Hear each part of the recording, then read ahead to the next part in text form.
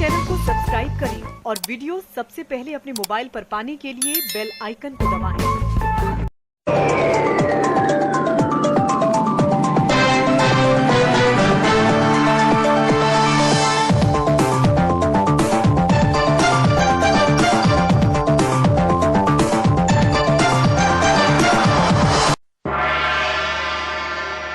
रात के 10 बजे हैं और ये समय है वेब बुलेटिन का।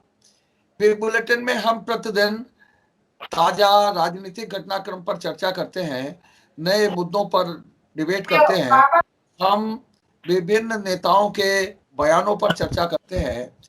और इस समय जब पंचायत चुनाव का बिगुल बज चुका है तो जाहिर है कि चुनाव से संबंधित तमाम मुद्दे हम सबके सामने हैं और चुनाव में वेब बुलेटिन का अलग डंका बजने वाला है। हमारे जो पैनलिस्ट हैं, जो साल भर से पूरी तरह से रियाज कर रहे हैं, अभ्यास कर रहे हैं, इस चुनाव में तमाम से मुद्दों को पूरी तरीके से अपने नजरिए से देखेंगे, पूरी नजरिए से उस पर अपना बेबाकी से विचार रखेंगे और ये सिलसिला चलेगा आखिरी दिन तक, जब तक मतगणना होगी तब तक ये सिलसिला चलेगा। आज की जो डिबेट है, आज की जो बहस है, उसमें कांग्रेस का पक्ष रखे हैं कांग्रेस कमेटी के वरिष्ठ नेता रवीश द्विवेदी जी, कांग्रेस के अध्यक्ष शुभम तिवारी जी, भारतीय जनता पार्टी से आलोक बिहारी जी जुड़े हैं और अभिषेक बाथम पार्टी के जिला मंत्री हैं, वरिष्ठ नेता हैं, युवा चेहरा है पार्टी का, और समाजवादी पार्टी से अनिल मिश्रा जी हैं, पार्टी के वरिष्ठ नेता हैं, और दूसरा नाम है राधे श्याम जी का। राधे श्याम छात्र सभा के अध्यक्ष रहे हैं, युवा नेता है समाजवादी पार्टी के। तो ये बड़ा पैनल आज की डिबेट के लिए जुड़ा है। भारतीय जनता पार्टी ने पंचायत चुनाव के लिए अपने उम्मीदवारों की घोषणा कर दी है और उम्मीदवारों की घोषणा के साथ ही विद्रोह के स्वर भी उभर रहे हैं। तरह तरह की चीजें निकल करके सामने आई हैं और जो लंबी लंबी बातें आदर्श की कही गई थी पार्टी की ओर से, वो उनकी कहीं ना कहीं उनका पालन होते नहीं दिखा है, उनकी धज्जियां उड़ती नजर आई हैं। एक चीज पार्टी ने कही थी कि इस बार हम नेताओं के परिजनों को टिकट नहीं देंगे, उसका पालन करने का प्रयास किया गया है। फरुखाबाद में सांसद के भतीजे को टिकट नहीं मिली है, कमालगंज में जिला महामंत्री फतेहचंद वर्मा के बेटे को टिकट नहीं मिली है, लेकिन शमशाबाद में जो उपाध्यक्ष हैं जय गंगवार, उनकी पत्नी को टिकट मिल गई है। इसके बावजूद तमाम से ऐसे उदाहरण है, राजीपुर से लेकर के मोहम्मदाबाद तक, राजीपुर से लेकर के कायमगंज तक। कायमगंज में एक भट्टा मालिक की पुत्र वधू को टिकट दे दी गई है। अब कैसे टिकट दी गई है हम खुल करके बिना किसी सबूत के बहुत सी बात नहीं कह सकते, लेकिन चर्चाएं बहुत अजीब अजीब सी हैं। यहाँ कमालगंज में जो 6 नंबर की सीट है, वहां से बलपुर की ब्लॉक प्रमुख रही रीता यादव को उम्मीदवार बनाया गया है। रीता यादव का पूरा परिवार समाजवादी पार्टी से जुड़ा हुआ है। समाजवादी पार्टी और बसपा के कई नेता दाखिल किए गए हैं इस चुनाव में और उन्हें भाजपा का उम्मीदवार बना दिया गया है।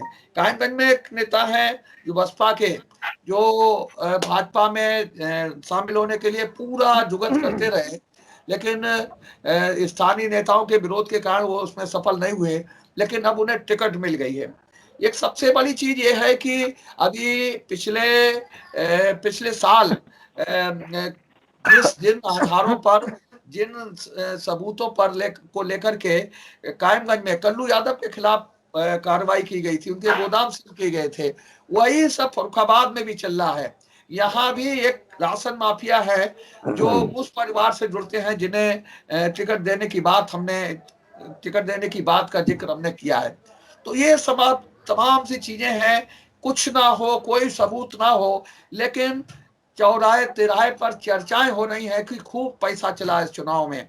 और जो मानक हैं, जो आदर्श की बात कही गई थी, जो बड़ी बड़ी बैठकें हो रही थी लंबे समय से भारतीय जनता पार्टी की, उनका जो रिस्पांस, उनका जो आउटपुट निकल करके सामने आया है, वो भी चुनाव में दिखाई देगा कि कितना सफल हो पाता है। अभी तक की स्थिति यही नजर आती है, क्योंकि जो चीजें कही गई थी उनमें सबसे बड़ी चीज यह है कि पैसा खूब चला है। कई उम्मीदवार ऐसे हैं जो धनाढ्य हैं और केवल पैसे के बल पर ही टिकट ले आए हैं। हालांकि कई पुराने कार्यकर्ताओं को भी पार्टी ने टिकट दी है। कुंवरजीत सिंह है, जिसके बाद प्रवेश कोरी है, ये कई नाम ऐसे हैं। संतोष राजपूत पार्टी के पुराने कार्यकर्ता हैं। यहाँ सांसद जी के जो बच्चे हैं उनके स्थान पर संतोष राजपूत को टिकट मिली है। पार्टी के वरिष्ठ कार्यकर्ता हैं, काफी समय से संगठन में रहे हैं। ये तमाम सी चीजें हैं। और सबसे बड़ी चीज है कि 2-3 पदाधिकारियों को सीधे चुनाव लड़ा दिया गया है, जिनसे जिन्हें जिन जो पद पर भी हैं और पद पर रहते हुए उन्होंने अपने खुद टिकट भी ले लिए खुद ही, और खुद चुनाव भी लड़ेंगे। तो ये स्थिति कितनी निष्पक्ष हो सकती है। एक जिला मंत्री हैं जो खुद चुनाव लड़ रहे हैं, खुद टिकट ले आए हैं, खुद टिकट हासिल कर लिए हैं। एक उपाध्यक्ष जी है जो खुद टिकट हासिल कर लिए हैं। एक उपाध्यक्ष जी हैं जो अपनी पत्नी को टिकट दिवा दिए हैं। तो ये तमाम सी चीजें हैं जो आदर्श और ऊंची ऊंची बातें कही गई थी भारतीय जनता पार्टी की तरफ से। हम नहीं कहते कि आप परिजनों को टिकट मत दीजिए, हम नहीं कहते कि आप पदाधिकारियों को टिकट मत दीजिए, लेकिन अगर आप बात कहेंगे तो बिग बुलेटिन में आपको आ जाएगा। तो ये स्थितियां हैं।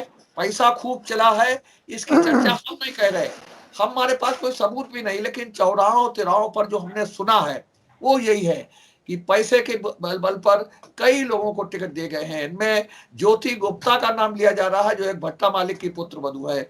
एक जो रीता यादव है उनका नाम लिया जा रहा है जो राशन माफिया के परिवार से जुड़ाव रखती हैं। तो ये तमाम सी चीजें हैं। बाकी जानकारी आपके पास होगी, हमारे जो कांग्रेस के साथी हैं उनके जानकारी होगी, समाजवादी पार्टी के साथी हैं वो उनके पास जानकारी होगी। और मेरी बात अगर कुछ, मेरी चीजें, मेरी जानकारी अगर कुछ गलत है तो हम भारतीय जनता पार्टी के ज्ञान से उसे सुधारने का भी प्रयास करेंगे। अनिल मिश्रा जी, क्या जानकारी हो पाई है? जो 30 उम्मीदवार घोषित हुए हैं सब बहुत आदर्शवादी है, पार्टी के पुराने कार्यकर्ता है और इन्हें टिकट मिलनी ही चाहिए थे। कहां से इनकी आमद हुई है, कुछ जानकारी हुई है?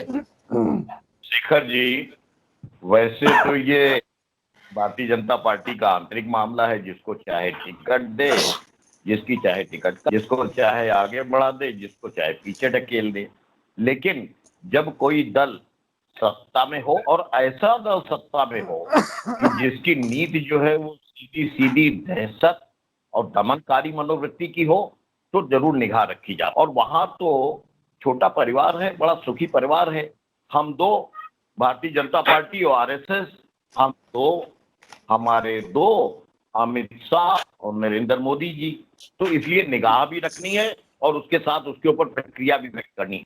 जो सूची इन्होंने डिक्लेयर की है उस सूची को घोषित करने के साथ साथ इन्होंने स्वयं अपनी पराजय स्वीकार कर ली और मन में तो ये पूरी तरह से भाप गए हैं कि हवा का रुख अब आगे जो है वो किस तरफ बढ़ता चला जा रहा है, ये साफ इनको एहसास हो गया। और मैं इसलिए कह रहा हूं इस बात को कि जो भारतीय जनता पार्टी में आ जाता है वो बड़ा पवित्र हो जाता है। आपने तो हार स्वीकार कर ली, सपा के पदाधिकारी को, पूर्व पदाधिकारी को, और आपने अपने यहाँ जो है जब उनको ये टिकट दी है मान्यवर, तो आपने ये मान लिया कि उस पूरे क्षेत्र में आपके भारतीय जनता पार्टी का कोई कार्यकर्ता इतना सक्षम नहीं था कि जो कहीं से चुनाव जीत सकता। आपकी व्यवस्था थी कि आपने सपा से आयात किया। हमें खुशी है, हमें खुशी इस बात की है कि कम से कम अभी तक आप सपा को किसी लायक नहीं मानते थे, आज इस लायक मानने लगे कि आप निमंत्रण दे करके उनको बुलाते हैं और पलक पावड़े बिछा करके अपनी आंखों पे आप बिठालते हैं। और जहां तक आपने सपा के लोगों को टिकट दी है, ये भी आपकी नीत है और यही आपको साबित कर रही है।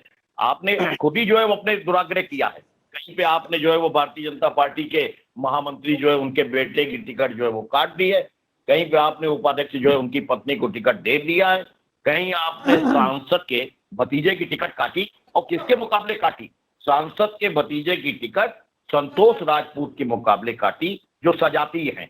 इसका मतलब आपने ये मान लिया कि आपका मौजूदा सांसद एक जिला पंचायत के क्षेत्र में अपने भतीजे को जिताने की हैसियत में नहीं था और संतोष राजपूत जीतने की हैसियत में आपकी निगाह में थे, इसलिए आपने संतोष राजपूत को टिकट दी। तो आप तो स्वयं लड़खड़ा गए, आप स्वयं जो है वो मतिम भ्रम के शिकार हो गए। और इसी तरीके से हम आपको कहते हैं, भगवान करे आपके अमाल जो हैं वो खुद ही आपको जो है कहीं ना कहीं इन सब पूर्वाग्रहों से युक्त करते चले जाएंगे।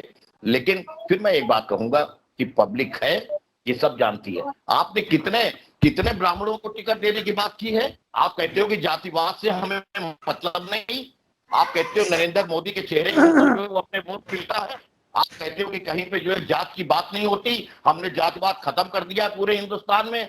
तो फिर आपने यहाँ पे कितने सवर्णों को टिकट दी है, कितने जो है वो अपने आपने ब्राह्मणों को टिकट दी है? और जहां पे आप जो है वो 14 जो है वो लोगों को आप जो है जिनमें से 10 जो है वो लोधी राजपूत आप टिकट दे रहे हो, 4 साकी दे रहे हो, आप पिछड़े वर्ग का ही एक अपने जो है क्या कहते हैं बिल्कुल एक फ्रेमवर्क करके चलने की बात कर रहे हो। बाकी कौमें क्या ब्राह्मण जो है गुलाम है भारतीय जनता पार्टी का? क्या ब्राह्मण जो है बंधक हो गया है भारतीय जनता पार्टी का?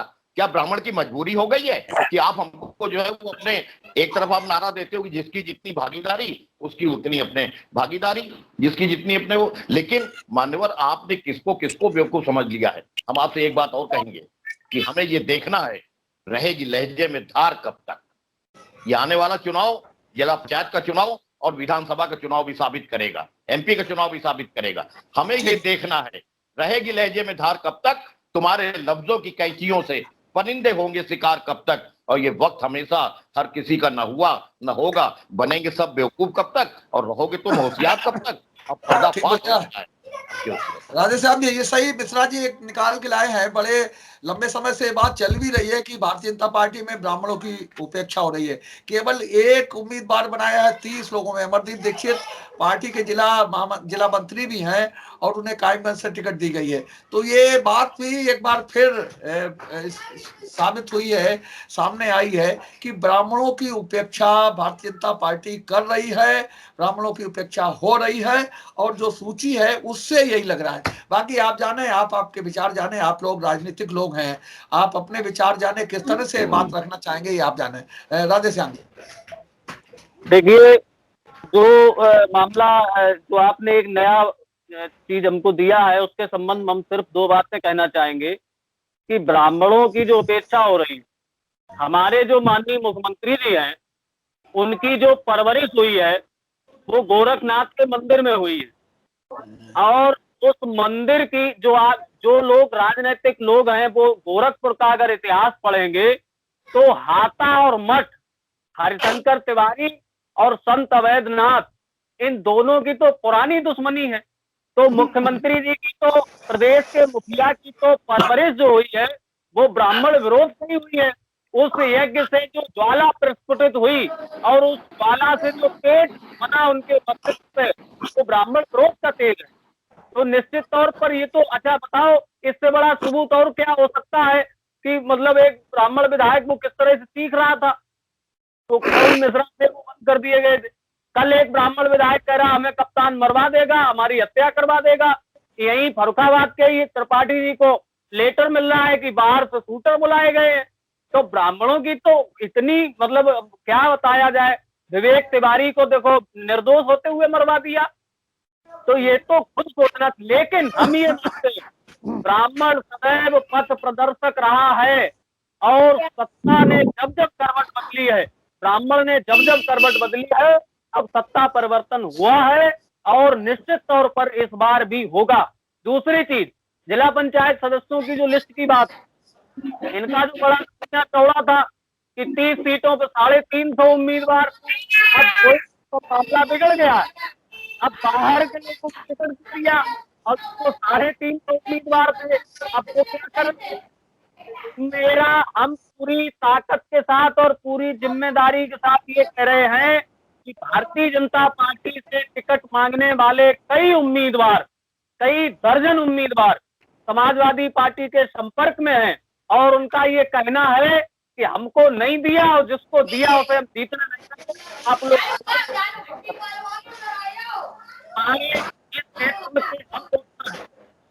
जिस क्षेत्र के हम वोटर हैं उसी क्षेत्र में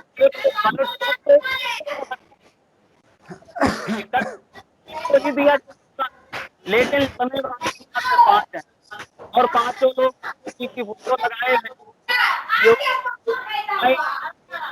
रनीश जी ठीक, हाँ रनीश जी, रनीश द्विवेदी, रनीश जी देखिए हाँ। हाँ, ये देखिए, ये बीजेपी अपने को एक बहुत बड़ी सिद्धांतवादी पार्टी का एक लेबल लगा जनता के बीच में आती है और ये कहती है कि हम बहुत बड़े सिद्धांतवादी है। ये इनका सिद्धांत देखिए, इनके पास अपनी पार्टी के ऐसे कैंडिडेट्स नहीं हैं जिनके दम पे ये पंचायत का चुनाव जीत ले। इन्होंने पैसा लेके, जैसे ही चर्चा है, पैसा लेके जो बहुत बड़े बड़े पैसे वाले हैं, भट्टा मालिक है, राशन के माफिया है, उनके लोगों को टिकट दी है और सपा से बसपा से घुसपैठ करके हाथ पैर जोड़ के उनके आदमियों को बुलाकर टिकट दी है। क्या इतने ही दम पे ये पंचायत चुनाव जीतेंगे? बात यहाँ पर ये भी आई है कि जो ब्राह्मण वाली बात है, तो बीजेपी की जो मौजूदा उत्तर प्रदेश की गवर्नमेंट है, वो तो ये निश्चित मान के चलिए कि बहुत बड़ी ब्राह्मण विरोधी है। तमाम ब्राह्मणों का कत्लेआम हुआ है और उसका जीता जागता उदाहरण हमारे सबके सामने है।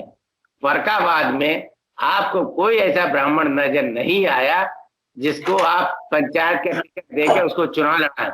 आपके पास केवल एकमात्र लोधी जात के लोग हैं, उन्हीं को आप टिकट दीजिए और उन्हीं के दम पे आप जिला पंचायत के साथ साथ आप विधानसभा चुनाव भी जीतेंगे और आगे लोकसभा चुनाव भी जीतेंगे। ये सिद्धांतवादी पार्टी है, इसमें इनके जो भी ये काम करते हैं वो सब सिद्धांत के हैं। और दूसरी पार्टियां, चाहे वो कांग्रेस हो, सपा हो या बसपा हो, इनके पास कोई सिद्धांत नहीं है। ये इनको बिल्कुल एक अछूत पार्टी बना के रखा हुआ है।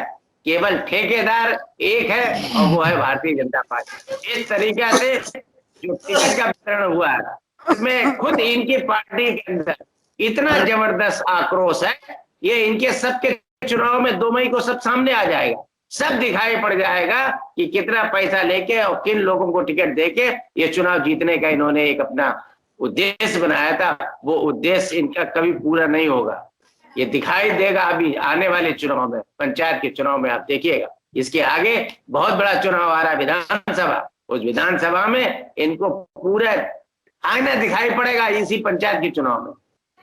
तो देखिए शेखर जी, मुझे याद आ रही है वो खबर जिसमें कहा गया था कि 30 सीटों पर 350 आवेदन। यहीं पर हम सबने बैठ के डिबेट करी थी और मैं निवेदन करता हूं कि भारतीय जनता पार्टी के साथी मेरी बात को बड़ा धैर्य पूर्वक सुने। मैं ये पूछना चाहता हूं, क्या यही डिंडोरा जो आप पीट रहे थे, अब आपकी हकीकत कहीं ना कहीं भाजपा के सामने जा रही है, आपकी जमीनी हकीकत, कि भाजपा के पास प्रत्याशी ही नहीं है। भाजपा वाले नेता भाजपा से लड़ना ही नहीं चाह रहे हैं क्योंकि जानते हैं कि भाजपा की दशा खराब होने वाली है पंचायत चुनाव में।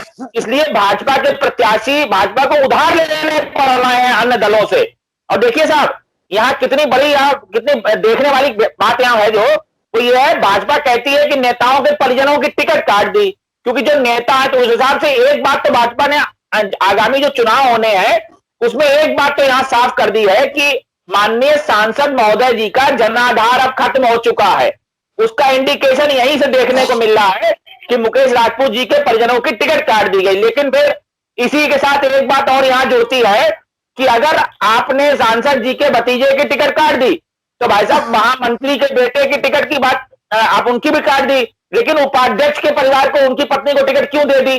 तो ये जो दोहरा रवैया है भारतीय जनता पार्टी का, और जब बात करते हैं कि ब्राह्मणों की या अन्य उसकी, तो देखिए यहां पर जहां पैसे की बात होती है, जहां पर सत्ता की बात होती है, वहां भारतीय जनता पार्टी ब्राह्मणों की इन सब विषय पर नहीं जाती है। धन कैसे कमाया जाए, धन अर्जन कैसे हो, ये बड़ा मुद्दा है कहीं ना कहीं। देखिए उदाहरण के तौर पर मैं भारतीय जनता पार्टी के सामने रख भी देता हूं। एक नाम आया आपकी तरफ से महावीर राजपूत जी का, जो पहले बसपा से चुनाव लड़े थे। 2012 का चुनाव भी उन्हें आदरणीय सुशील शाक्य जी के खिलाफ लड़ा था। ना याद हो तो नोट कर लीजिएगा कि वो आप अभी बोलेंगे तो आपको जवाब देना पड़ेगा। दूसरा, मोहम्मदाबाद में बदन सिंह लोधी जी का जो है टिकट मिली है, जिनके बारे में सर्वविदित है कि वो समाजवादी पार्टी के पूर्व विधायक जी के काफी करीबी हैं। ये मैं आंकड़ा दे रहा हूं, नोट कर लीजिएगा। दूसरे, 2 बार मंडल अध्यक्ष रहे कल्याण सिंह बाथम को टिकट नहीं दी गई। जो भारतीय जनता पार्टी कहती है कि हम जमीनी नेता को बढ़ाएंगे, तो नोट करिए, बताइए इस पर कि कल्याण सिंह बाथम जी जो 2 बार मंडल अध्यक्ष रहे हैं, उनकी टिकट काट दी गई और उनकी जगह जिन्हें टिकट दी गई है, क्या वो भारतीय जनता पार्टी के हैं? ये बताइएगा। तीसरी बड़ी बात कि समाजवादी पार्टी के पूर्व उपाध्यक्ष रहे, उनके भाई की पत्नी जो कि स्वयं में समाजवादी पार्टी की जो है ब्लॉक प्रमुख हैं, उनको टिकट देने का कौन सा औचित्य है साहब? क्या भारतीय जनता पार्टी ने पैसे लेकर टिकट बांटी है? आप लोग तो ये बात बताइए, क्यों? ये मैं नहीं कह रहा, आज सोशल मीडिया पर जब से आपकी टिकट की घोषणा हुई है, तब से सोशल मीडिया पर बहुत सी चीजें भारतीय जनता पार्टी के नेता ही लिख रहे हैं। अब आप लोग किसे किसे रोकेंगे, क्योंकि अभी जनता में तो जाना बहुत दूर की बात है। सोशल मीडिया में साफ बयान है, जो न्यूज पोर्टलों पे भी देखने को मिल रहा है कि जिन समाजवादी पार्टी के नेताओं को टिकट दी गई है, उनके द्वारा 5 लाख रुपए का राशन भारतीय जनता पार्टी के घर जाता है। ये मैं नहीं कह रहा हूं, सोशल मीडिया की हेडलाइंस हैं, भारतीय जनता पार्टी वाले गौर से देखें। इसी के साथ साथ आप लोगों को ये देखना चाहिए और बताना चाहिए। और यहां अभी जो है भारतीय जनता पार्टी के प्रवक्ता मेरी बात ध्यान से सुने। अभी कुछ समय पहले मोहम्मदाबाद में समाजवादी पार्टी के एक वरिष्ठ नेता ने जनसभा करी थी। उस जनसभा में उन्होंने इस पंचायत को लेकर काफी बड़े खुलासे किए थे। कहीं ना कहीं हम लोग तो उसी खबर से समझ गए थे कि समाजवादी पार्टी वर्तमान में भारतीय जनता पार्टी को चला रही है, क्योंकि समाजवादी पार्टी कहीं ना कहीं समझ चुकी है आपके सहकारिता वाले चुनाव का रुख देखकर कि भारतीय जनता पार्टी से अब किस तरीके से निपटना है। तो वो चीज आज इस पंचायत चुनाव में जो भारतीय जनता पार्टी की सूची आई है, उसमें साफ देखने को मिल गया। अब समाजवादी पार्टी जीते तो भी वो जिला पंचायत अध्यक्ष है, और भाजपा के लोग जीते तो भी जिला पंचायत अध्यक्ष है। ये बात उन समाजवादी पार्टी के नेता ने सार्वजनिक तौर पे कही थी। इवन वो बोलते बोलते आपके मतलब प्रदेश के मुख्यमंत्री आदरणीय योगी जी के लिए बहुत कुछ बोल गए थे। लेकिन देखिए साहब, जहां पर धन बल की बात होती है, वहां पर भारतीय जनता पार्टी के बड़े बड़े नेता, बड़े बड़े विधायक जो हैं, वो टीम का चश्मा लगा लेते हैं, या मान लीजिए कि मतलब पैसों की पट्टी लगा लेते हैं, सब बातें खत्म हो जाती हैं। तो भारतीय जनता पार्टी की दशा दिख चुकी है। इनके पास स्वयं के प्रत्याशी नहीं है। 30 सीटों पर 300 का जो प्रचार कर रहे थे, उसका ढिंढोरा पीट रहे थे। अब भारतीय जनता पार्टी बताए, क्या 350 लोग समाजवादी पार्टी और बसपा से लेकर आए थे? यही आपकी हकीकत है क्या? इस पर आप जवाब दीजिए। अभिषेक जी, बड़ा अच्छी बात है भाई साहब, बड़ी अच्छी दलीलें सभी प्रवक्ता महोदयों के द्वारा आई। एक तो मैं बताना चाहूंगा, हमारी पार्टी ने जो टिकट बांटे हैं वो पूरी पारदर्शिता के साथ बांटे हैं और कोई पैसा किसी से नहीं लिया गया। ये भ्रम की स्थिति मत बनाइए और ये जनता में प्रचार करने का काम हमारे विरोधी कर रहे हैं। जो विरोधी दल के लोग हैं वो लगातार ये प्रयास कर रहे हैं कि भारतीय जनता पार्टी को कैसे बदनाम किया जाए। दूसरा, अभी हमारे एक समाजवादी पार्टी के नेता कह रहे थे कि हमारे दो संतोष राजपूत के चक्कर में जो है सांसद के भतीजे का टिकट काटा है। उत्तर प्रदेश के अंदर 75 जिले हैं, 75 जिलों में किसी सांसद और विधायक के परिजनों को टिकट भारतीय जनता पार्टी ने नहीं दिया, किसी को चुनाव नहीं लड़ा रहे हैं। ये हमारी पार्टी की गाइडलाइंस के अनुसार है। और अभी ये बात आ रही थी कि साहब, अगर ये गाइडलाइंस है कि नेताओं के परिजनों को चुनाव नहीं लड़ाएंगे, फिर महामंत्री के बेटे का टिकट कैसे काट दिया है?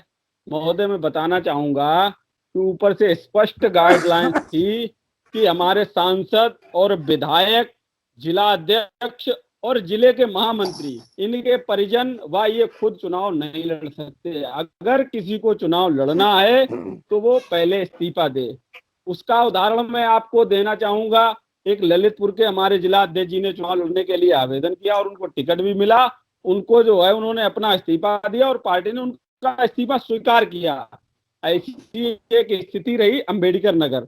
अम्बेडकर नगर के जो जिलाध्यक्ष महोदय थे उन्होंने भी अपना इस्तीफा दिया और पार्टी ने स्वीकार किया और वो चुनाव लड़ रहे हैं। वही स्थिति फर्रुखाबाद में थी। अभी एक महोदय कह रहे थे कि साहब संतोष राजपूत के चक्कर में जो है मेजर साहब का वो सांसद जी के भतीजे का टिकट कट गया, सांसद जी का जनाधार खत्म हो गया। मैं आपको फिर बताना चाहूंगा, ना सांसद जी का जनाधार कम हुआ है और ना ही भारतीय जनता पार्टी का जनाधार कम हुआ है।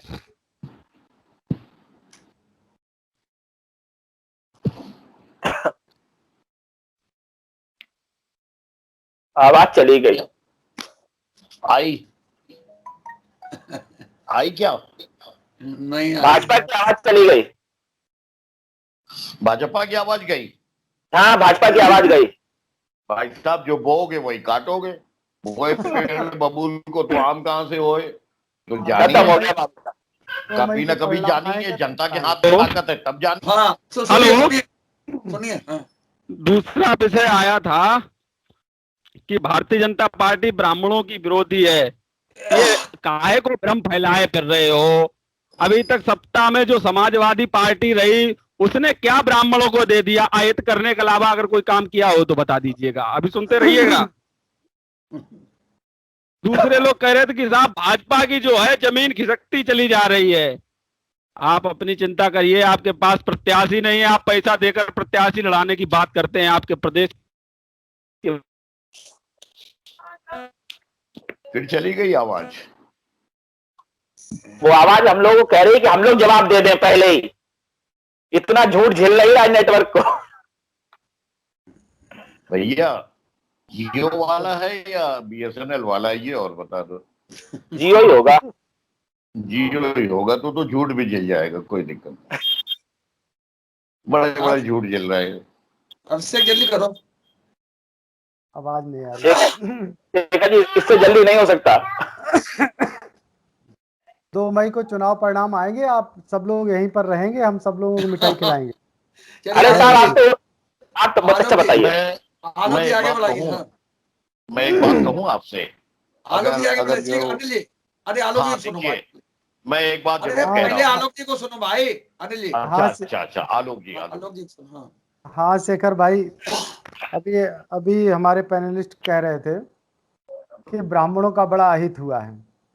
शायद पुराना अगर इतिहास उठा करके देखेंगे तो भाजपा को ब्राह्मणों की ही पार्टी कहा जाता था। यही सब विरोधी दल यही कहा करते थे कि भाजपा अमीरों की पार्टी है, भाजपा ब्राह्मणों की पार्टी है, भाजपा सामंतवादी पार्टी है। आज शायद अपनी ही बात को काट रहे हैं। दूसरी बात, ये आपने कहा कि ब्राह्मणों को टिकट नहीं दिया। अरे जातिवादी राजनीति तो आप सब लोग करते रहे। भाजपा सबका साथ सबका विकास की राजनीति करती है। यहाँ पर जाति का बंधन नहीं है।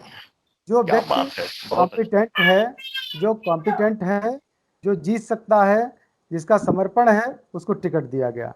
अभी आपने कहा कि वो समाजवादी पार्टी से आयातित किए, कांग्रेस से आयातित किए। अरे भाई, कांग्रेस और समाजवादी पार्टी अपने गिरेबान में झांके कि उनका कार्यकर्ता जो है वो खुद दिग्भ्रमित है कि यदि हम इसमें रहेंगे तो हमारा भविष्य सही नहीं है। तो लोकतांत्रिक व्यवस्था है, कोई यदि स्वच्छ छवि का है तो कहीं पर भी जा सकता है। ये विचारों का झगड़ा होता है और यदि विचार बदलते हैं, उन्हें लगता है कि हम किसी गलत पार्टी में थे, हमको सही जगह आना चाहिए, आए, कोई बात नहीं। दूसरी बात, ये धनबल की बात कही।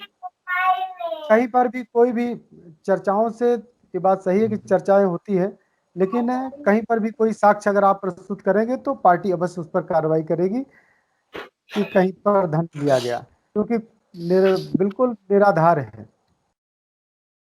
और कहे कि जनाधार नहीं, जनाधार तो 2 मई को आपको चुनाव परिणाम बताएंगे। और 2 मई को चुनाव परिणाम कई राज्यों के भी आ रहे हैं। पश्चिम बंगाल में हम सरकार बनाने जा रहे हैं, असम में हम सरकार बनाने जा रहे हैं, हम मुख्य विपक्षी दल के रूप में होंगे। तो और यहाँ पर भी हम बता रहे हैं कि बहुत अच्छे तरीके से हम सब लोग जीतेंगे और पूरे प्रदेश में जीतेंगे। धैर्य रखिए। कांग्रेस वाले और समाजवादी पार्टी के सभी साथियों से निवेदन है, अनुरोध है कि मिठाई खाने के लिए तैयार रहिए। हम आपको 2 मई के बाद इसी पे चैनल पर आकर के मिठाई खिलाएंगे। या मिठाई खाने को तैयार रहिए या जेल जाने को तैयार रहिए, हम तो दोनों बातों पे तैयार हैं। अनिल जी शुरू करिए। हाँ, जवाब सेकंड राउंड। हाँ भाई साहब सुनिए, बड़े जो है वो अपने क्या कहते हैं विचार आए और बड़े सिद्धांतवादी विचार आए, लेकिन ये भारतीय जनता पार्टी जो एक वक्त पे तथाकथित सिद्धांतवादी पार्टी थी, अब सिद्धांतवादी पार्टी हो गई। सिद्धांतों का तो अंत हो गया इनके अंदर। गाइडलाइन गिना दी इन्होंने, गाइडलाइन गिना दी कि साहब फला पदाधिकारी है, उसमें गाइडलाइन ये रही, वो साहब प्रदेश की गाइडलाइन रही, साहब फला पदाधिकारी है। अच्छा भाई, सब गाइडलाइन मान ली। ये गाइडलाइन आपके जो है उत्तर प्रदेश से लेकर के हिंदुस्तान की भारतीय जनता पार्टी के किस पन्ने के ऊपर किताब पे लिखा है कि समाजवादी पार्टी के पूर्व पदाधिकारी को आयातित कर लो, उसको टिकट दे दो, सपा के लोगों को बुला लाओ। एक मिनट कहने दीजिए, मैं खामोश रहा। बहुत प्रजातांत्रिक व्यवस्था है और ये प्रजातांत्रिक व्यवस्था तभी लड़खड़ाती है जब पार्टी में जो है, जब पार्टी में, एक मिनट सुन लीजिए भाई, सुन लीजिए भाई, कहने दीजिए, एक एक बात का जवाब दीजिए, एक एक बात का जवाब दीजिए। खाली मुर्गों की तरह से, तीतरों की तरह से लड़ाई नहीं लड़नी है। मैं एक एक बात का जवाब दे रहा हूं, आपको सुन रहा था, आप मेरी एक एक बात का जवाब दीजिए, फिर आप विषयांतर करने की बात करते हैं। मैं जब कह रहा हूं आपसे, ठीक है आपकी बात अपनी जगह पे है, सिद्धांतवादी पार्टी है, लेकिन ये कहां से सिद्धांत हो गया? आप कहते हैं हम बाहर से ले आए, प्रजातांत्रिक व्यवस्था है। लाना कब होता है? जब पार्टी लड़खड़ाती है। और पार्टी कब लड़खड़ाती है?